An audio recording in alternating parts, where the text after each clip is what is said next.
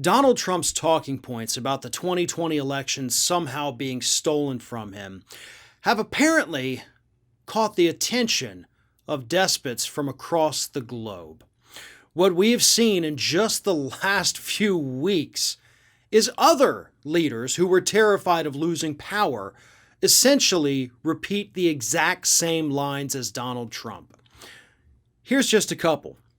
We are witnessing the greatest election fraud in the history of the country, in my opinion, in the history of any democracy.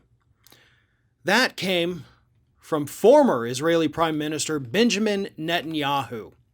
Then, of course, we have a statement from Kiko Fujimori of Peru, who recently lost her election, that said, the election will be flipped, dear friends.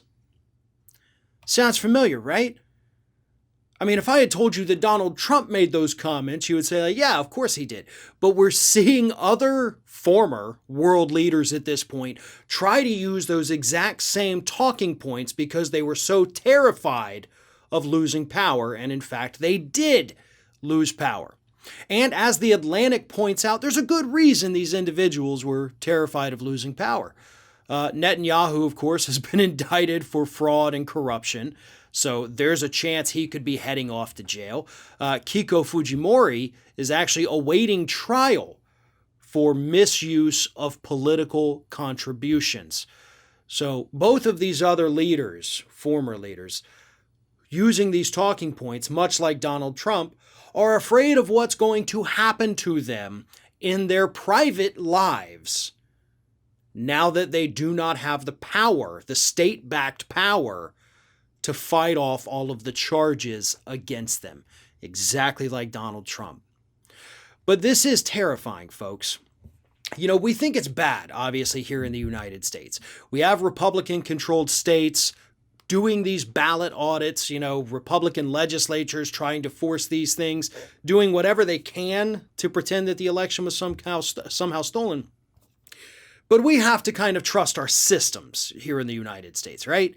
We have to trust that the courts that Republicans have packed are going to do the right thing, that other states, even if they're controlled by Republicans, are going to do the right thing. There's a lot of, safeguards that aren't really as safe as they once were, but we do have systems in place to try to prevent elections from being stolen based on fraudulent claims from a past leader.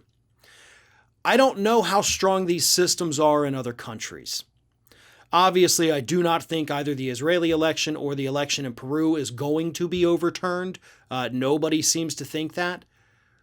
But what happens when other countries, a little less stable than these other countries, start making the same claims?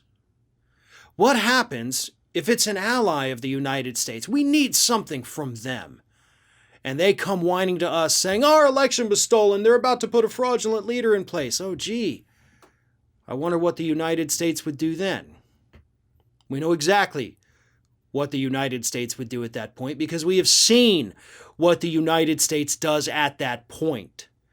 That's where this becomes so terrifying.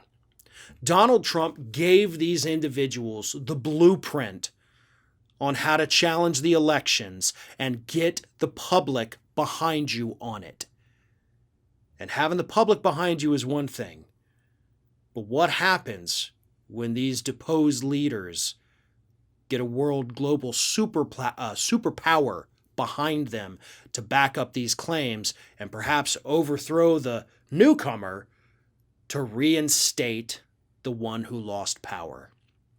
We have seen it happen in recent U.S. history, and that is why it is so terrifying to hear these former leaders making these claims today. They got it from Trump, and they're hoping that maybe somebody else is going to step in and make them president or leader or prime minister or whatever it is once more.